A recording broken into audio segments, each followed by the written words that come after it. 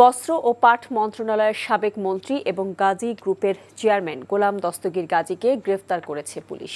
রাজধানীর শান্তিনগরের বাসা থেকে শনিবার গভীর রাতে তাকে গ্রেফতার করা হয়। তবে কোন মামলায় তাকে গ্রেফতার করা হয়েছে তা এখনো নিশ্চিত করা যায়নি। গণ অভ্যুত্থানে সন্ত্রাসীদের গুলিতে স্কুল ছাত্র রোমান মিয়া নিহতের ঘটনায় গত বুধবার নারায়ণগঞ্জের রূপগঞ্জ থানায় শেখ হাসিনা ও গোলাম দস্তগীর গাজী সহ ১০৫ জনের নামে হত্যা মামলা করেন রোমানের খালা রিনা।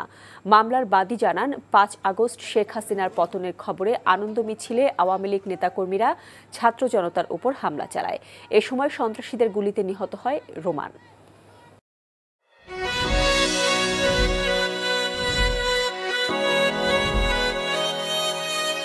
এই শুনছো, উঠো না।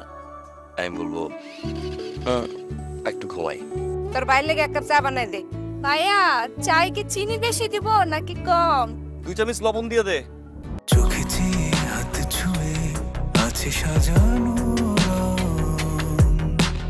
পথ চলা, কথা বলা যেন শেষ না।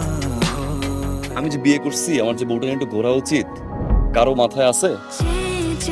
থাকি পথে আসলে তুমি বুঝি রাঙা রথে বিভোর হয়ে থাকি প্রতিটি ক্ষণ।